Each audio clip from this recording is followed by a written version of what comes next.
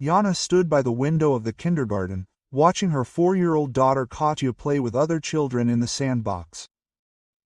The phone in her pocket vibrated with an urgent message from work. A major client had moved the meeting an hour earlier, and if she didn't make it, the contract would go to competitors. Yana quickly dialed her husband's number.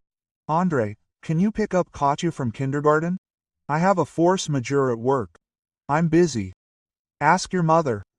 He muttered and hung up. Mother-in-law Nina Petrovna agreed reluctantly, but came. Yana rushed to meet him, not suspecting that this day would become a turning point in her life. When she returned home late in the evening, the house greeted her with silence. Katya was sitting in the corner of the children's room, hugging her knees with her hands. Her eyes were red from tears. "What happened, honey?" Yana sat down next to her daughter. "Mom, Uncle Andre was yelling at me. He said that I was bad, like Daddy Serioza." Yana's heart sank. Serioza was her first husband, an alcoholic, whom she left when Katya was 2 years old. Andre knew the whole story, promised to become a real father to Katya. "Where is Uncle Andre?" "In the kitchen with Grandma Nina. They are talking about something." Yana quietly approached the kitchen and froze at the half-open door. Quote, "I'm sick of this girl," Andre said. "She's always underfoot, and Yana only sees her. When will you have children of your own? You're doing the right thing by raising her more strictly," the mother-in-law encouraged. "She's completely spoiled and has bad genetics. Her father is an alcoholic. The apple doesn't fall far from the tree." I clenched my fists. Genetics. Katya is the smartest and kindest child she knew. The girl has been reading, drawing, and helping around the house since she was 18. The next day, the situation repeated itself: an urgent call to a client. This time, Andre took Katya himself. When Yana returned, his daughter was sitting in her room, drawing some gloomy scribbles with black paint. "Katya, what are you drawing?" "A monster. He's angry and yells at little girls."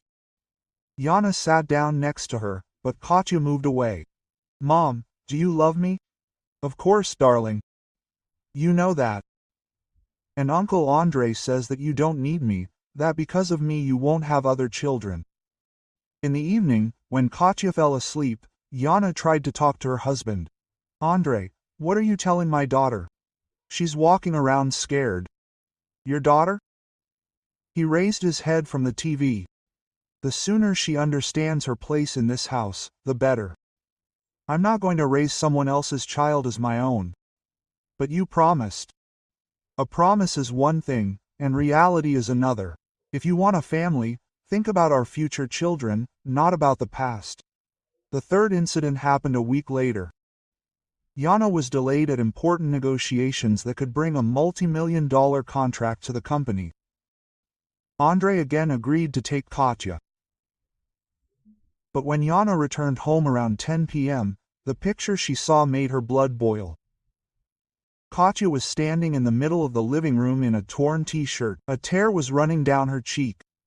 Toys were scattered nearby. Andre towered over her with belt in hand, and the mother-in-law stood nearby, nodding approvingly. "Take that, daughter of an alcoholic," Andre yelled, swinging the belt. "She will learn to listen to her elders. She didn't put away her toys, and she doesn't react to the reprimand." "That's right, son," his mother encouraged him. "Children like that need to be spanked while they are little, otherwise it will be too late." Yana burst into the room and grabbed the belt. "What are you doing? This is a child." "This is not a child, but an alcoholic's scourge," Andre growled. "Do you see how stubborn she is? We have been making her put away her toys for an hour, and she just turns up her nose." Yana hugged the trembling Katya and looked at the scattered toys. There were so few of them: a few dolls, a couple of cars, a construction set. For a 4-year-old, it takes 5 minutes to put away this. "Katya, why didn't you put away the toys?" "I did, Mom," the girl whispered. "But Grandma Nina said that it was wrong." And then Uncle Andre started shouting. "He's lying," her mother-in-law barked. She sat there for an hour, not even moved. Yana looked closely at the toys. Something was wrong. The dolls were in one pile, the cars in another, the construction set separately. For a child, this is logical, but, Nina Petrovna, what do you think? The toys need to be put away. Sort them in the box by size. My mother-in-law cut them off. Large ones separately, small ones separately. There needs to be order. Yana understood.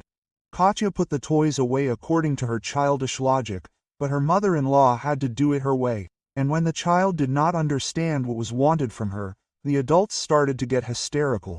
Get out of my house, Yana said quietly. What? Andrei was taken aback. Both of you leave immediately. This is my house. I am the boss here. The house is registered in my name, and you know it perfectly well. Quote, Andrei turned purple. When they got married a year ago, Yana did not re-register the apartment. Her intuition told her, don't rush. You're destroying your family because of this bastard. He swung at Katya, but Yana grabbed his hand. If you touch me, I'll kill you. There was so much cold fury in her voice that Andrei backed down. The next day, Yana filed for divorce. Andrei threatened, demanded half of the apartment, but the documents were not on his side. His mother-in-law called, lamented, accused Yana of selfishness. The case could have dragged on, but then Yana's father, Viktor Nikolaevich, a retired police colonel, intervened. He found out that Andrei worked for a construction company, inflated estimates and received kickbacks. Evidence was quickly found. The father retained connections in law enforcement. A month later, Andrei was arrested for fraud on an especially large scale. It turned out that he had deceived more than one customer. His mother-in-law, who helped her son launder money, received a large fine for aiding and abetting. Dad, how did you find out all this? Yana asked. Well, I just made some inquiries. I didn't like this Andrei of yours from the very beginning. The instinct of an old operative. Katya quickly came to her senses, stopped flinching from loud sounds, and started laughing and playing again. In the evenings, she and her mother read fairy tales, drew, and sculpted with plasticine. Mom, are we not going to live with Uncle Andrei anymore? No, honey. Now it's just the two of us. Okay, Katya nodded seriously. I like it better this way. Yana realized that her daughter was right. They really were better off together than with someone who didn't accept them as they were. The contract because of which she asked to take Katya out of kindergarten on that memorable day. By the way, she signed it. The bonus was good. With this money, she and her daughter went to the sea for the first time in Katya's life. Standing on the beach and watching Katya build sand castles, Yana thought that sometimes life itself suggests the right decisions. The main thing is not to be afraid to accept them. Thank you for listening to the end. If the story was interesting for you, subscribe to the channel and like it so as not to miss new videos.